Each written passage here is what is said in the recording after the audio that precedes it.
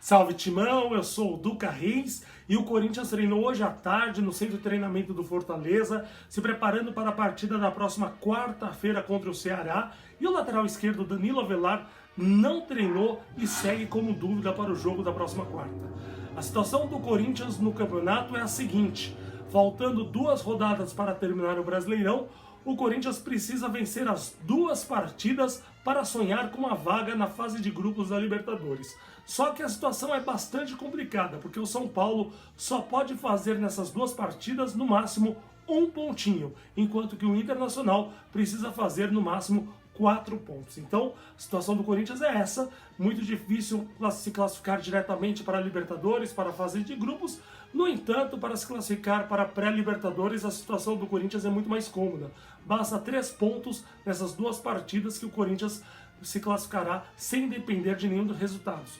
Goiás, Fortaleza e Bahia ainda têm chances de brigar por uma vaga na pré-Libertadores, mas para isso essas equipes precisam torcer para o tropeço do Corinthians e vencer as suas partidas. Então eu acho que o Corinthians vai sim se classificar pelo menos para a pré-Libertadores.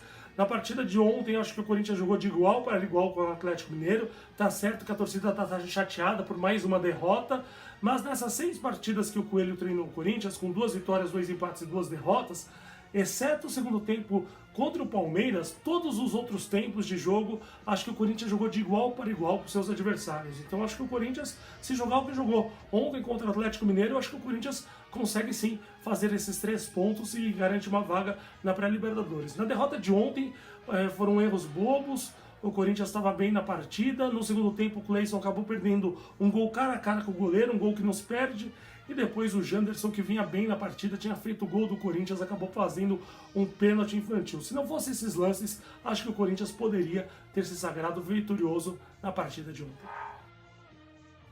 E o mercado da bola segue com tudo pelos lados do Parque São Jorge, muitas especulações de possíveis reforços. O Casares foi desmentido, do Willian Monteiro Alves ontem, após a partida contra o Atlético Mineiro, disse que o equatoriano não jogará no Corinthians na próxima temporada, como tinha sido uma indicação do Fábio Carille. O Carille caiu, o Thiago Nunes não indicou o jogador, então, portanto, está descartada a contratação do Casares. O Luan já era um jogador que o Duílio já tinha confirmado o interesse. Ontem, o presidente do Grêmio, Romildo Bolzan, disse que o Luan é sim um jogador negociável, portanto, se algum time chegar e sentar com o Grêmio, pode ter negócio.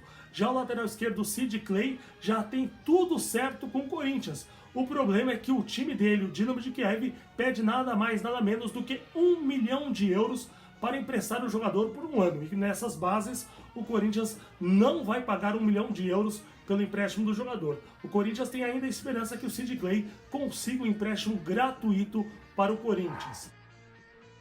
E o Corinthians está trabalhando para renovar o contrato do zagueiro Léo Santos, de 20 anos.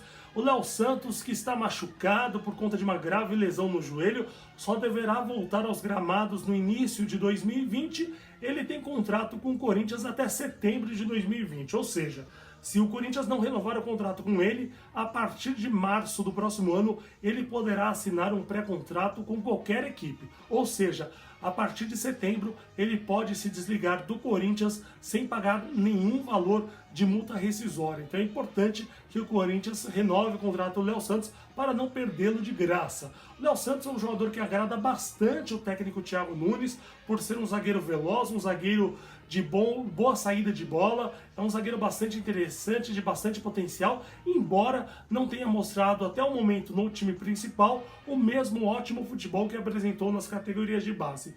Mas eu acho que o Corinthians tem que apostar mesmo nessa molecada para a zaga. Léo Santos, Bruno Mendes, acho que são nomes muito mais interessantes do que o nome, por exemplo, do Rodolfo, que foi ventilado na última sexta-feira. O Rodolfo é um jogador já em final de carreira. Ontem assisti o jogo entre Palmeiras e Flamengo e o Rodolfo jogou muito mal. O Dudu deitou e rolou para cima do Rodolfo, e eu acho que o Corinthians não pode mais apostar em jogadores que não estão no auge da carreira, porque o Corinthians precisa ter aposta certeira no próximo ano. Não pode mais errar em contratações.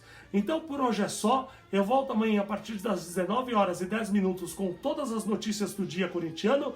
Então inscreva-se no canal, ative o sininho para receber as notificações, dê um like, compartilhe com os amigos e salve Timão!